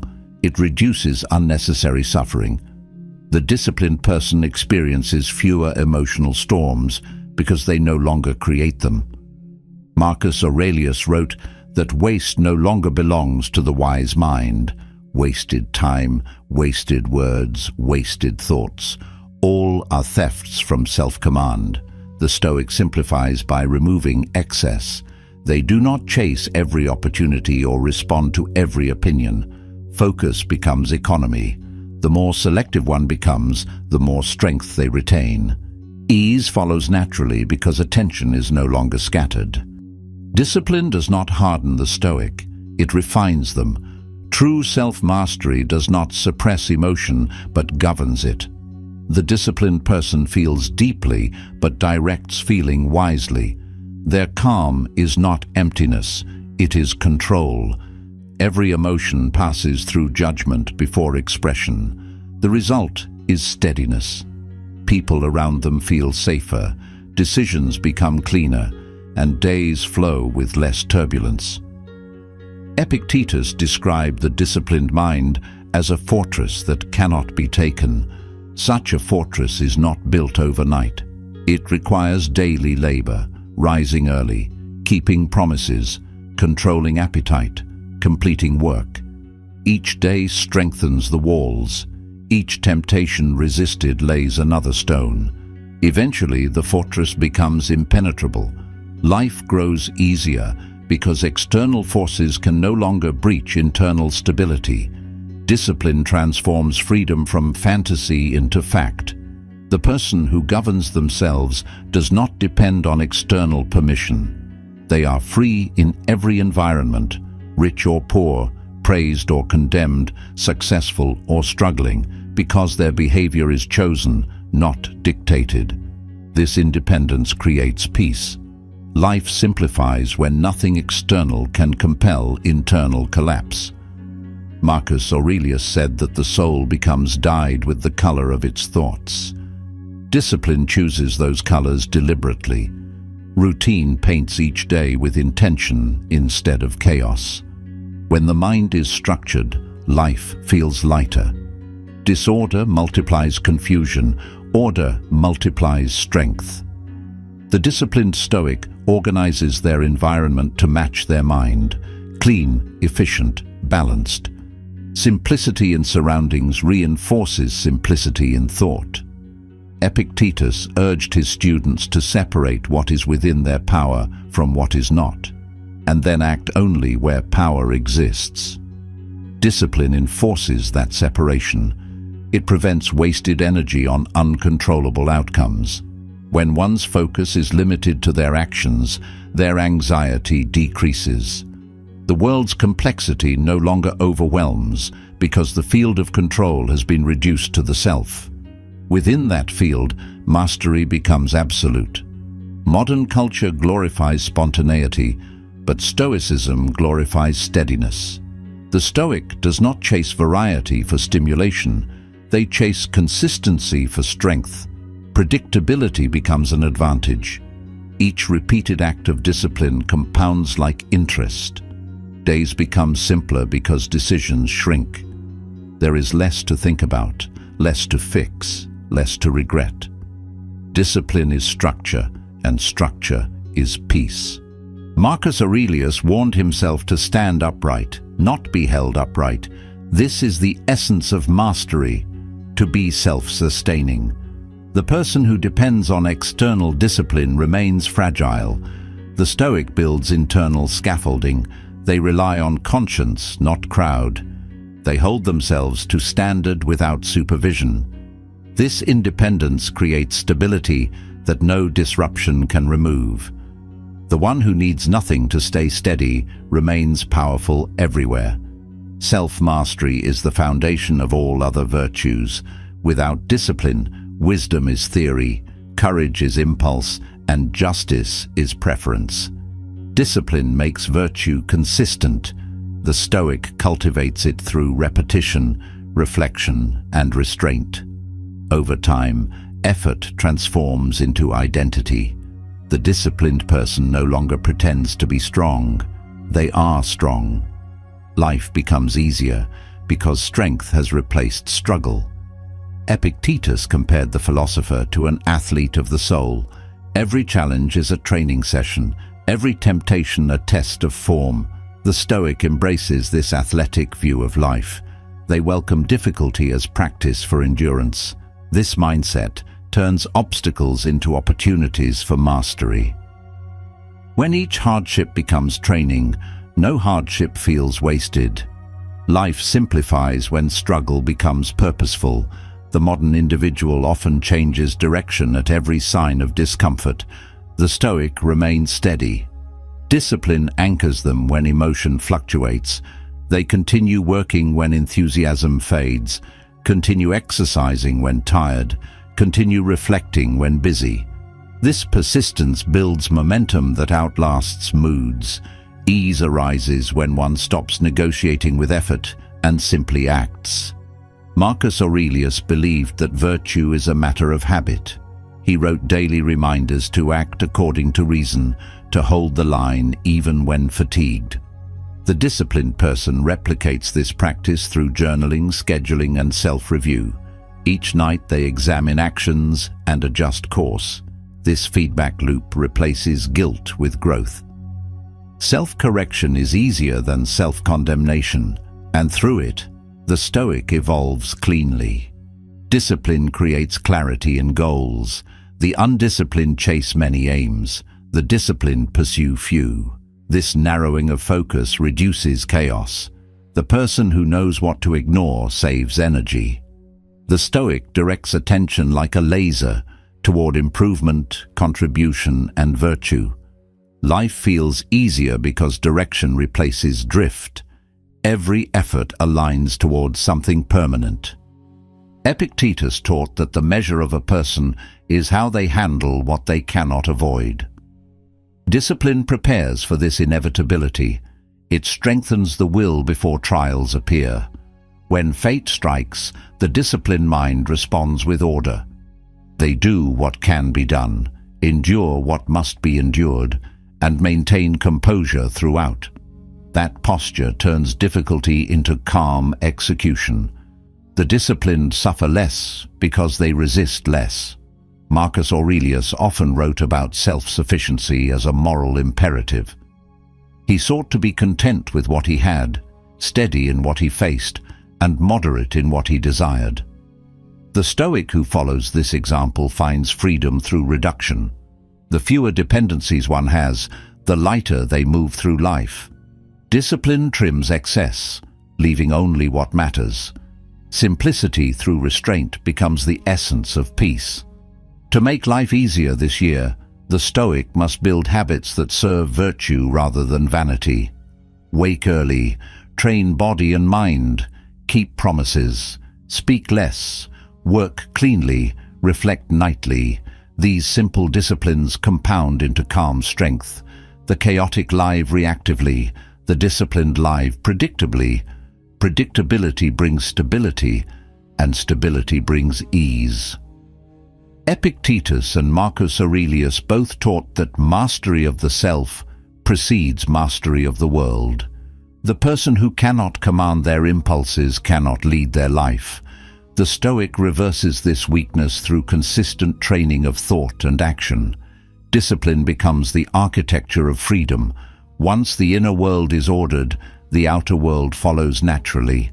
Master yourself before the world. The world will remain unpredictable, but the self can remain prepared. Discipline is the bridge between chaos and command, between reaction and response. Build that bridge daily, step by step, until walking it becomes effortless. When discipline becomes nature, life itself becomes easier, because the one who commands themselves fears nothing outside their command. Chapter 9. Let go and be at peace. Ease begins when attachment ends. The Stoics taught that most suffering is self-inflicted, born from clinging to what was never ours to command. Seneca said that life is not short, but we make it so by wasting it in anxiety over things beyond control. Epictetus reminded his students that freedom is found in detachment, that the less one depends on external outcomes, the calmer one becomes. Letting go is not surrender, it is mastery of perspective. The mind freed from obsession walks lightly through life. Modern society trains people to hold tightly, to outcomes, to validation, to the image of success. Every disappointment then feels like defeat, every delay like failure. The Stoic sees through this illusion. They understand that attachment to what fluctuates guarantees disturbance. To let go is to accept the structure of reality, a world in motion, indifferent to preference.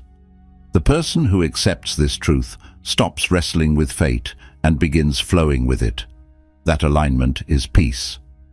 Seneca wrote that the wise person is content with what happens, knowing that it happens according to universal law. This is not fatalism, it is clarity. Events do not harm, judgments do. The Stoic releases expectation before it tightens into dependency. When outcomes come, they welcome them. When they do not, they remain calm. Life becomes easier when the will ceases to demand and begins to cooperate. Epictetus taught that tranquility depends on distinguishing what belongs to us and what does not. He said, "Seek not for events to happen as you wish, but wish them to happen as they do happen, and your life will go well." Letting go begins with this mental separation. The Stoic acts with precision in what can be influenced and releases what cannot. This discipline cleans the mind of noise and the heart of turbulence. Ease follows naturally when attention is directed where control is real. Letting go does not mean apathy, it means focus. The Stoic still acts, but without desperation. They pursue goals with effort, not attachment. Their peace does not depend on success, because their satisfaction lies in the quality of effort, not the result. When results arrive, they accept them. When they do not, they learn. Each outcome is information, not identity. This posture transforms striving into serenity. Seneca advised his students to imagine loss before it happens, to reflect on the impermanence of all things. This exercise was not morbid, it was liberating. When one rehearses loss, one loosens attachment. Everything borrowed by time must be returned. The Stoic learns to appreciate without clinging, to love without possession, to hold without fear. This is how letting go becomes strength. It frees one to live fully without constant dread of loss. Modern life amplifies attachment through comparison. Social media creates endless measurement. Who has more? Who does better? Who receives greater praise? The Stoic escapes this trap through detachment from others' standards. They measure success by alignment with virtue, not visibility. The person who detaches from comparison reclaims energy for self-improvement. Peace grows when the gaze turns inward instead of outward. Epictetus said that wealth consists not in having great possessions, but in having few wants. Detachment reduces wants to necessities, clearing mental clutter. The person who desires less suffers less. This does not mean renouncing ambition, but refining it. The Stoic desires excellence, not applause, purpose, not popularity. In that refinement, tranquility returns. Want less, and you will walk lighter. Seneca observed that people suffer more in imagination than in reality. Much of life's pain comes from replaying what might happen or what has happened. The Stoic breaks this cycle by grounding in the present. They let go of imaginary catastrophes and emotional rehearsals. The past cannot be altered, the future cannot be owned, and both lose their power when attention stays here. The mind free from time is the mind free from torment. Letting go also means forgiving others and oneself. Resentment is a form of attachment, a fixation on injury.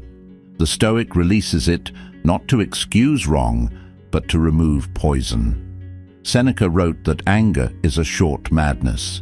To hold on to anger is to surrender reason. Forgiveness restores balance. By letting go of resentment, one reclaims peace. The world remains imperfect, but the soul remains untouched. Epictetus reminded his students that insult and injury harm only if accepted. Detachment includes emotional autonomy. The Stoic trains to separate opinion from essence. Words do not define the disciplined, reactions do. When one stops needing validation, criticism loses its sting. This is liberation, not from others, but from the ego that interprets everything as personal. Peace expands as ego dissolves. Ego is the heaviest burden. It demands recognition, superiority, control. The Stoic dismantles it through humility. Marcus Aurelius wrote that fame after death means being remembered by those who soon will die as well. Perspective dismantles illusion. The disciplined mind asks, what truly matters? What remains when the noise fades? The answer is always the same: character, virtue, calm. Everything else can be released. Letting go of outcomes means trusting process. The Stoic focuses on action, not applause. They perform each duty with precision, knowing the result belongs to fate. This detachment reduces anxiety because effort becomes its own completion. When one measures success by discipline instead of result, peace becomes attainable daily. Consistency replaces craving. Work becomes meditation instead of struggle. Seneca said that fortune has no jurisdiction over the wise. This statement rests on detachment. When happiness no longer depends on luck, it cannot be taken away. The Stoic builds an internal kingdom that no event can conquer. Every loss becomes surface level. Every setback becomes material for virtue.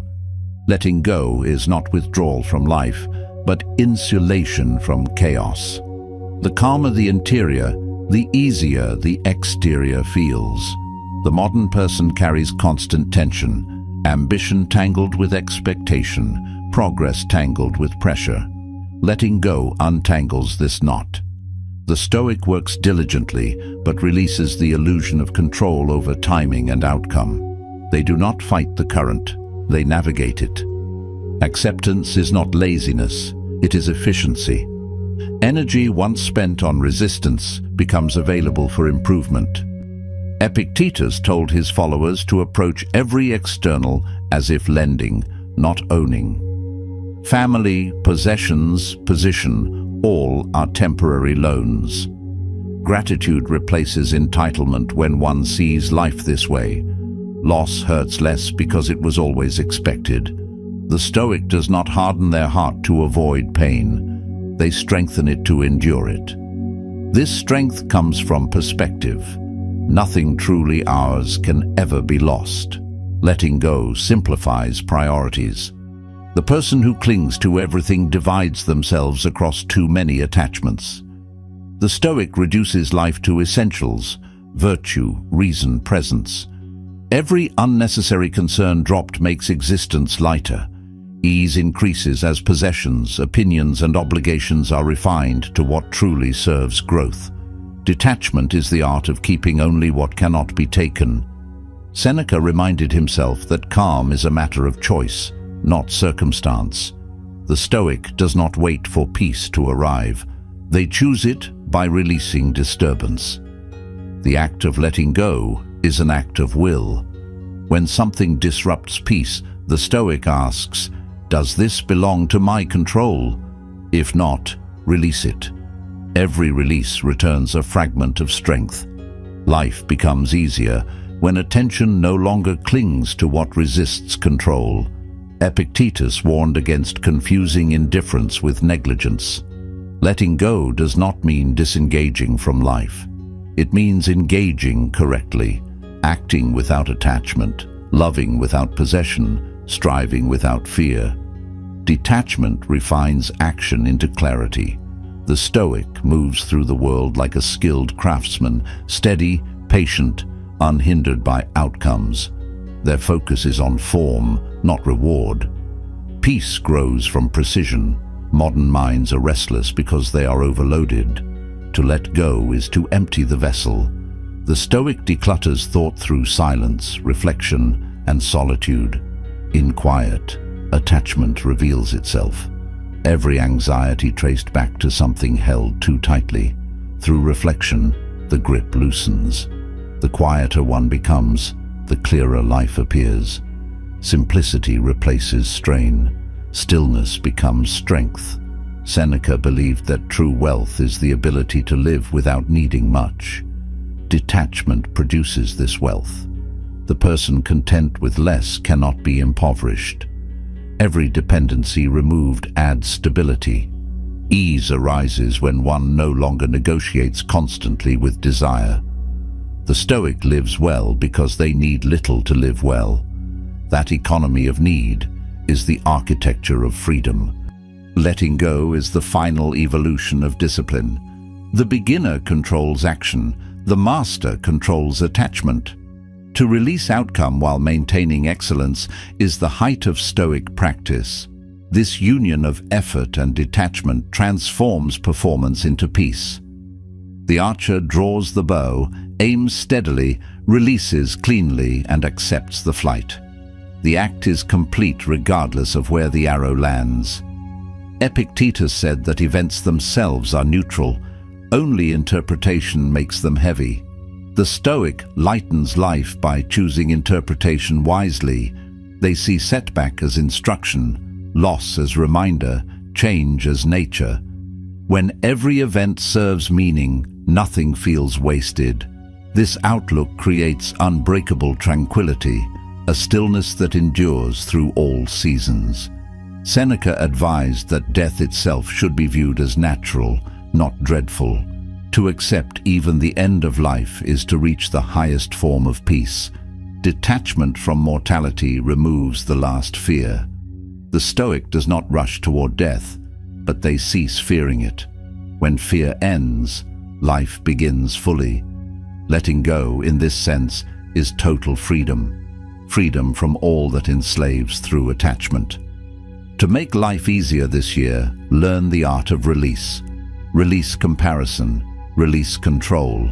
Release the need to win every encounter or prove every point. Each release subtracts tension. The lighter the mind, the stronger the focus. The Stoic who practices this lives cleanly, acting with purpose, detached from vanity, calm in victory, composed in loss. Seneca and Epictetus both taught that peace is not given, it is cultivated. It grows where expectation ends and acceptance begins. To let go is not to lose, but to clear space for peace to enter. When one finally releases the weight of control, life begins to flow instead of drag. The mind rests, the soul steadies. The world remains the same, but perception transforms. That transformation is ease, the quiet mastery of living lightly in a heavy world.